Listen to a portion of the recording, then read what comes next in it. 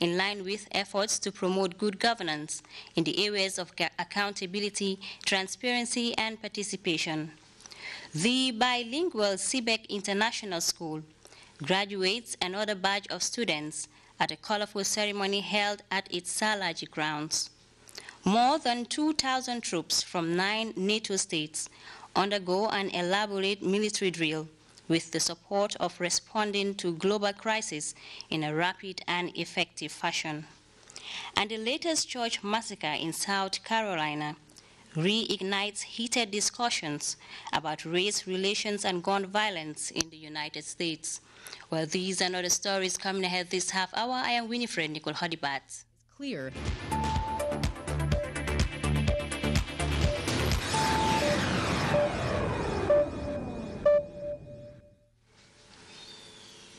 Thanks for joining us. The truck full of food provided by the President, His Excellency, Sheikh Professor Alhaji Dr. Yahya AJJ Jame Babili Mansa, to those who took part in the last May Day mass sports, has been recognized by the National Sports Council. A letter of appreciation addressed to the head of state by the NSC's Executive Director, Marcel Mendy, reads, "It is with great pleasure that I write on behalf of the National Sports Council to express our sincere appreciation and heartfelt gratitude to the President of the Republic, His Excellency Sheikh Professor Alhaji Dr. Yahya AJJ Jame, for allowing us to use the July 22nd Square and for also providing us a truck full of food to the participants at this year's May Day mass sports activities. It goes without saying that the food items went a long way in making the event quite successful. Thus, the decision to appreciate the benevolence and invaluable support." Birthday message from Malik Sarr, President of the Association of Retired Gambian Teachers, to Professor Jame reads, "Your Excellency, I write on behalf of the Association of Retired Gambian Teachers and my entire family, congratulating you on your 50th birthday. I wish you a happy and continued good health. Sir, members of the aforementioned association can adequately distinguish between the past and present regarding the level of education. We commend you for the unprecedented development your government brought in the education sector through your dynamic and visionary leadership. The people of this beloved country, the Gambia, have access to university education, which was a nightmare to the poor children. Your Excellency, under your stewardship, the Gambia continues to enjoy peace and dignity, and this has given a new outlook to our image as a country.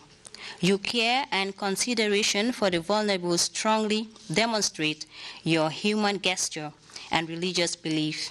Your Excellency, I wish to assure you of the Association's commitment in all forms of the development of our beloved nation, the Gambia," it concludes. A 3-man delegation from Ghana and Zimbabwe are in the country for a 3-day international peer review exercise at the Birkama Area Council. The exercise, which falls under the Strengthening Transnational Partnership and Networks for Enhancing Participatory Urban Governance (STRAP), seeks to promote good governance in the areas of accountability, transparency, and participation. Fatou Janembai reports. The Birkama Area Council is playing host to a 3-day international peer review exercise under the Strengthening of Transnational Partnerships and Networks for Enhancing Participatory Urban Governance (STRAP). The aim of the exercise is expected to improve the capacities of beneficiary councils in the context of good governance, such as transparency, accountability, participation, equity, and effectiveness. On this particular project, decided to work with Gauga, which was just emerging as an association, a relatively young association compared to UCAS. So the project simply seeks to promote cooperation between different local governments in sharing lessons and good practices of good urban governance, with particular focus on participatory governance, governance that would put citizens ahead in terms of decision making and so on. The district chief executive of Atebub Amanti District Assembly of Ghana said the project is here to assist by way of bringing 2 or more districts from different countries together for the purpose of learning and sharing good practices in the promotion of good governance in local area councils. As a human institution, it's very difficult to be very perfect because perfection is of God.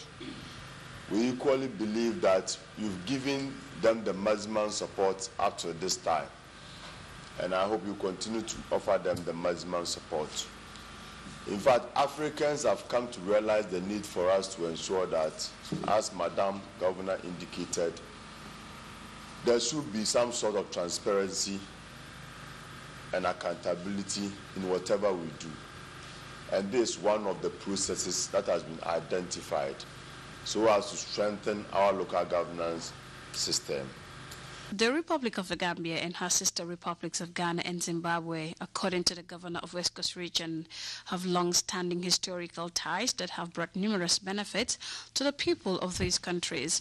She therefore assured them of her office's full support in the realization of the project. Therefore, my office is truly pleased to be associated with this gathering, and I am optimistic that the ongoing strengthening transnational partnerships and networks for enhancing participatory local governance project, that is the STRAP, will bring development to the doorsteps of local people, improve performance and the level of local democracy, and promote good governance. The Chief Executive Director of the Council gave an overview of the Council's operations. The Council is the most populous, with a total population of 699,704, according to the 2013 population census and housing. Officials of the Council later took turns to present the Council's development programs as well as projects. The project has been implemented by the Gambia Association of Local Government Authorities, GALGA, in collaboration with the National Association of Local Authority of Ghana and the Urban Council of Zimbabwe. Reporting for GRTS News, I am Fatijan Mbai. CBEC International, a bilingual school, has on Tuesday held its 4th graduating ceremony for its outgoing students. The ceremony was punctuated by the award of diplomas and prizes to outstanding students and a wide range of entertainment. Buba SMCC reports. CBEC, a fully accredited Cambridge school offering international curriculum to students from Forms 1 to 7, leading to the award of the International General Certificate of Secondary Education, an advanced level certificate, as well as DELF qualification in French, because of its serious bilingual emphasis. Last year's results in August reflected the tremendous hard work of students, staff, and parents. AS results, 100%, while at IGCSE levels, 95% pass rate. The checkpoint, 95%, and the DELF comprehensive examination results were fantastic. We are justifiably proud of all of these achievements, as all of these results demonstrate that the school continues to be recognized as one of the highest achieving schools in the country. Mr. David Hafner, the head of high school, outlined the attainments and achievements of his school, citing trainings offered for quality and relevant acquisition of knowledge beyond the borders of the country. In May this year, a visiting external supervisor, Mrs. Jane Kearney from Cambridge, visited the school for a post-validation visit in order to provide an external checks and balance of our progress as a Cambridge Center. I am proud to report that we receive positive feedbacks on the progress we are making and also on our evaluation and strategic planning. The guest of honor was His Excellency Suleiman Drami, Sierra Leone Ambassador to the Gambia, gave pieces of advice to the graduating students.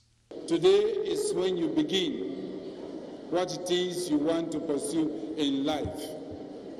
As you leave school, please realize that today is only the beginning to what you want to attain in life. You can use today as a resting day to celebrate the beginning of your new life. I want, on behalf of all my colleagues at the high table, to wish you well and to admonish you that the game is not for the faint-hearted. It is never going to be easy.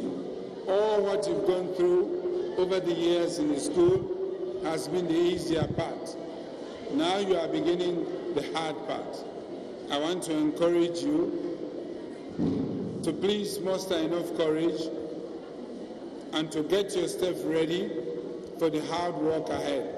The guest speaker of the occasion was Dr. Brahma L.J. Jame at the Education Directorate, Ministry of Basic and Secondary Education, MOPSI, challenged the students to relentlessly learn from mistakes and never consider themselves as failures.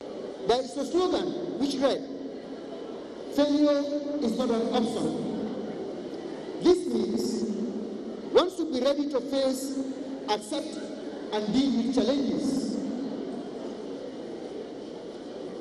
One must continue to learn from mistakes, but never consider oneself as a failure in anything one embarks upon.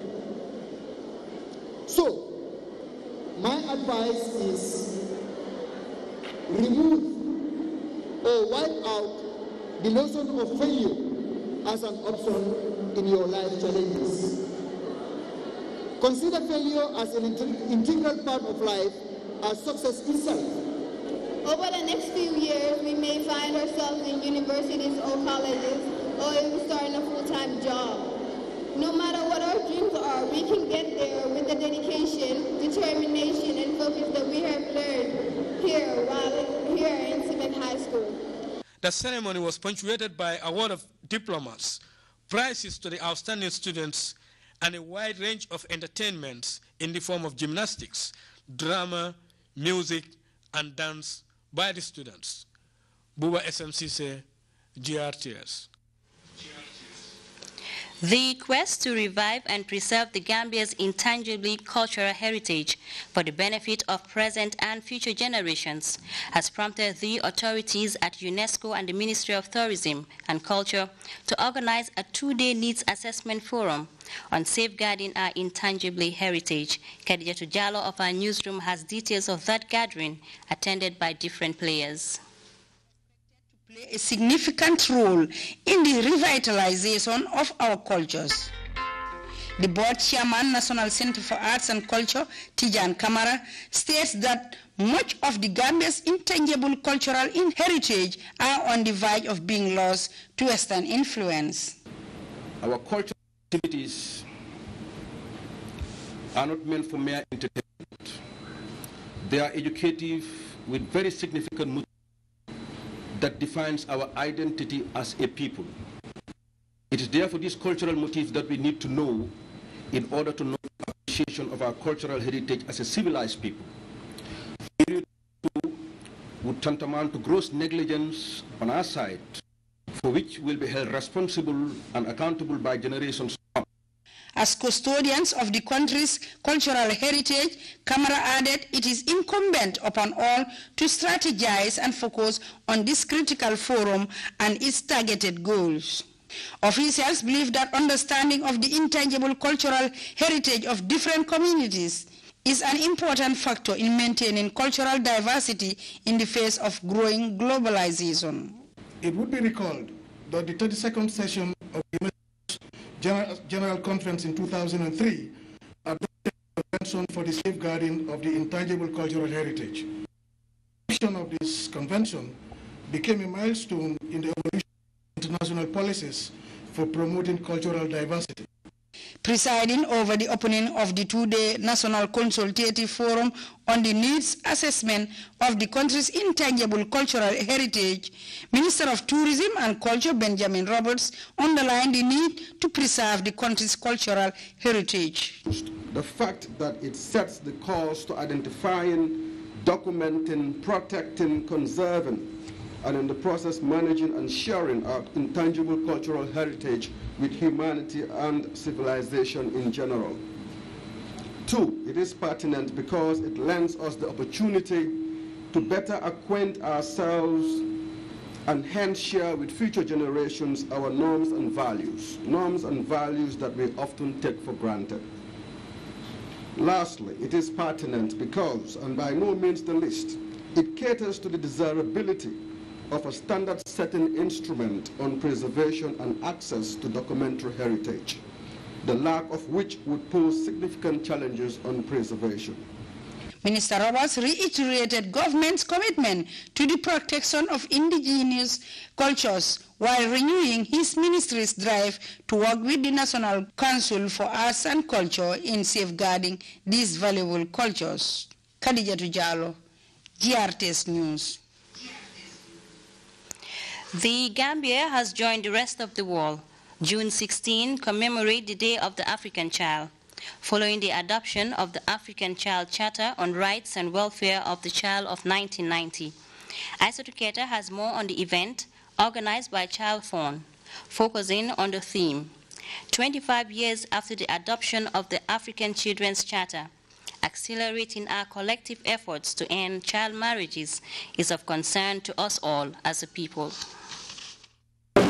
Celebration marking the Day of the African Child was staged on the 16th June with a string of activities. Local celebrations marking the event took place at Babylon Lower Basic School in Lamin Kombo North District. The theme for this year's commemoration was 25 years after the adoption of the African Children's Charter. Accelerating our collective efforts to end child marriages is of concern to us all as a people. The issue of child protection and development has been of concern to many organizations, and Child Fund is key among them. In its drive to tackle underlying causes of deprivation, exclusion, and vulnerability among children, the international organization rolled out a series of activities, including playing host to the celebration of the Day of the African Child. Yeah, every year on the 16th,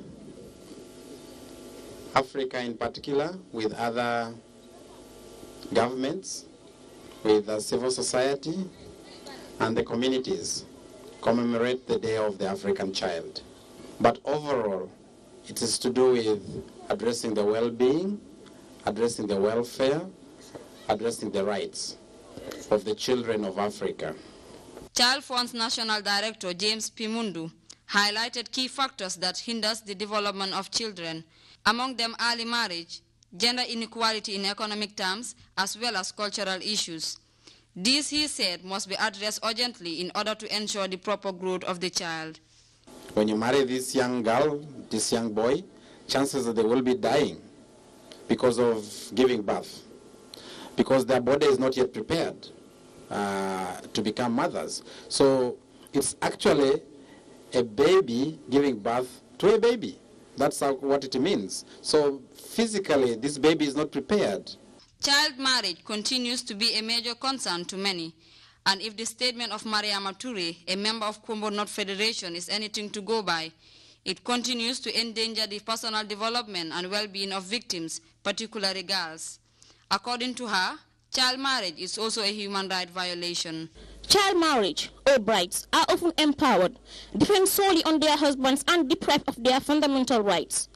According to my own thinking capacity, the main reasons for child labor, unemployment, low literacy rate, and poor health standards in Gambian women, mostly in the rural areas, is caused by early marriage. Commemorating the Day of the African Child does not only create an avenue to reflect on challenges, but also map out strategies of tackling them, and as well educate the masses to protect the rights of children. The Day of the African Child emanates from the activity of the apartheid regime that happens in South Africa, which has just ended recently, and it left some legacy which we currently need to reflect on and improve the situation. What has actually happened was all about suppression, depression, exclusion. Sometimes it's important when you get these statistics and this information, bring them back home and relate it to to the situation. Now, the celebration of the Day of the African Child is not about remembering what happened in South Africa. That has happened, it has gone. But what are those lessons that we learn from there which we need to use in our daily life in the Gambia? This year's commemoration comes 25 years since the adoption of the African Children's Charter. Aisa Tuketa, GRTS. Global warming will have profound consequences on where and how food is produced, and also lead to a reduction in the nutritional properties of some crops, all of which has policy implications for the fight against hunger and poverty, and for the global food trade. This is contained in a new book that assesses climate challenge and ways of coping it. A press release from the UN Food and Agriculture Organization says climate change and food systems collects the findings of a group of scientists and economics who have taken stock of climate change impacts on food and agriculture at global and regional levels over the past 2 decades. In her foreword to the volume, the FAO Deputy Director General, Natural Resources, Maria Helena Semedo states, the growing threat of climate change to the global food supply and the challenges it poses for food security and nutrition requires urgent concerted policy responses. The book's editor, Aziz Elbari, of FAO's Trade and Markets Division says, climate change is likely to exacerbate growing global inequality as the brunt of the negative climate effects is expected to fall on those countries that are least developed and most vulnerable. The book, according to the press release from the FAO, also underscores the potential impact climate change could have on health and nutrition by exacerbating the prevalence of the hidden hunger, the chronic lack of vitamins and minerals, and obesity. The book's contributing authors make the case for a structured dialogue involving a range of stakeholders, including scientific experts, policymakers, civil society, and the private sector, to assess and verify global, regional, and local impacts to inform and support policy actions related to climate change. Well, we will be back with news from outside the Gambia after this break.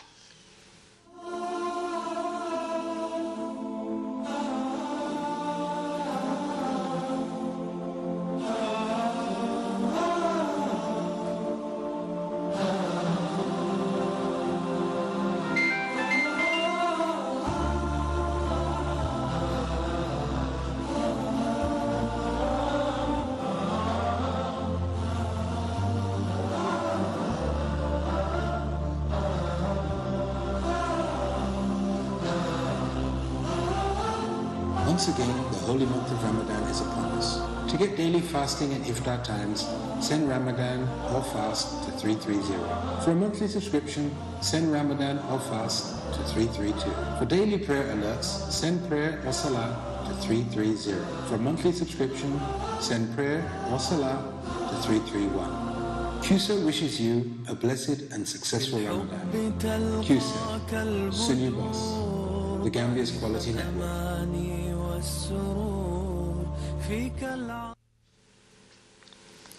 Welcome back.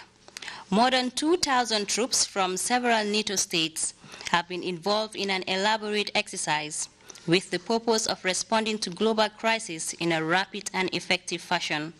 German Defense Minister was on hand to watch the exercises, joining her Polish, Dutch, and regional counterparts. Her position is clear. Berlin fully supports a strong NATO presence in Eastern Europe. Are able also in the future to protect and defend all allies. 2,100 soldiers from 9 NATO states took part in the drill. The aim, to react to global crises more quickly and efficiently.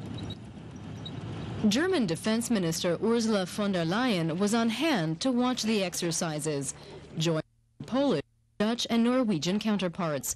Her position is clear. Berlin fully supports a strong NATO presence in Eastern Europe. It's an appropriate defensive measure because it's important to all of us that we reassure the Baltic states, Poland and Bulgaria that their concerns are also our concerns. Von der Leyen also signaled support for U.S. plans to deploy heavy weapons to its NATO allies in Eastern Europe.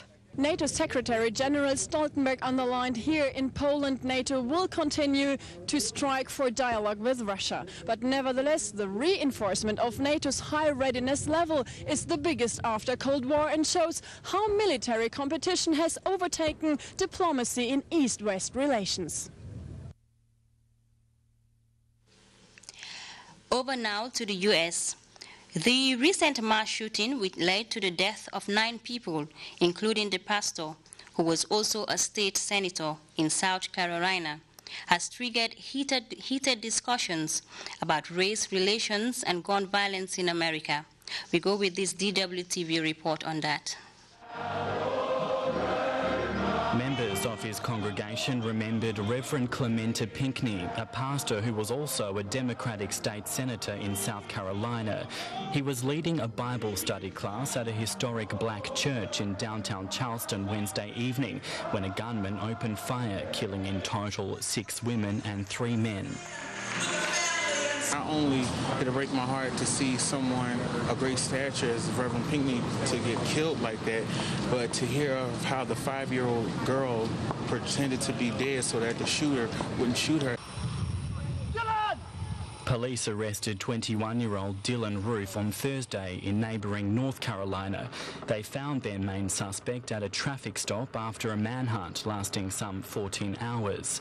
He's now in the custody of the FBI. There's been speculation in the US media that Roof was given a gun recently as a gift. A friend called authorities after pictures of Roof were broadcast on television. It was a race thing because he had told me that it was that the black people were taking over the country and that he wanted it to be segregation, that white on black, or white with the white and the black with the black. This latest shooting has shocked the United States.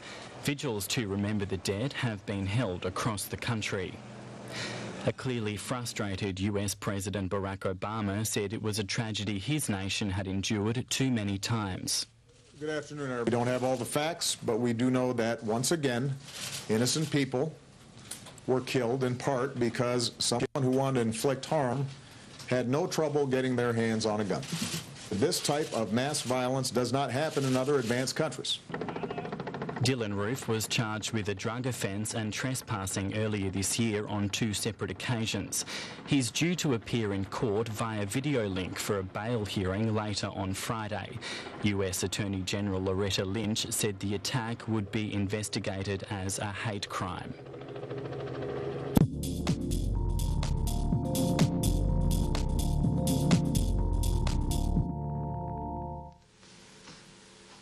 We now join the Central Focus Office for an update of the weather report.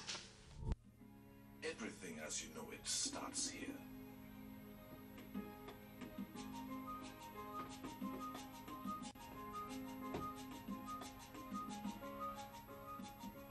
That simple promise of a harvest after planting is nature's service to the community that you and I are a part of. We carry on bonding and sharing because the feeling to serve is mutual. With that promise between us, the sun and the land is what gives us the hope to carry on. And as it was in the beginning, we started with a belief to serve.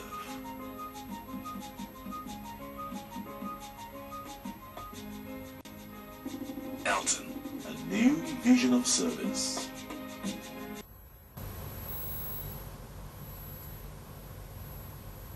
Hello from the Central Focus Office. We now bring you the weather update, but first we will take a look at the day's outlook, where we've experienced partly cloudy and warm conditions across the country during the day.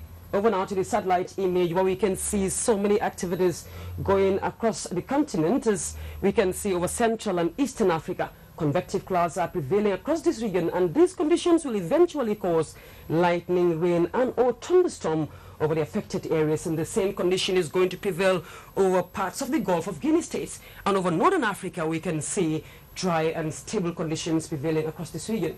Now, tonight is expected to be partly cloudy and warm, becoming variably cloudy later, and tomorrow morning is expected to be variably cloudy, becoming partly cloudy, warm, and occasionally breezy, especially over the coastal areas. Now, during this period, we will experience southwesterly winds, and this will be running at a speed of 11 to 22 kilometers per hour. Temperatures during this period will vary between a minimum of 24 degrees Celsius, and this will extend to a maximum of 37 degrees Celsius, respectively. Now, at 5 a.m., we'll have a low tide of 0.2 meter and 0.3 meter at 5 p.m. At 11 a.m., we'll have a high tide of 1.8 meter, and the same weather condition is going to persist till Sunday afternoon, becoming isolatory, and thundery activities will prevail during this period. The sun will rise at 6:35 and sets at 19:37. Thank you for joining us, and good night. And before we take leave of you, a recap of the day's main stories. Birkama Area Council has hosted a 3-day international peer review exercise seeking to promote good governance in the areas of accountability, transparency, and participation. The bilingual CBEC International School has held its 4th graduation ceremony at a colorful ceremony held at its Salaji grounds. More than 2,000 troops from 9 NATO states have taken part in an elaborate military drill with the purpose of responding to global crisis in a rapid and effective fashion. And the latest church massacre in South Carolina has reignited heated discussions about race relations and gun violence in the U.S. Well, that was all in this edition of the News at 10. From me, Winifred Nicole Hodibat, and the entire news crew, thanks for being there. Enjoy the rest of our programs.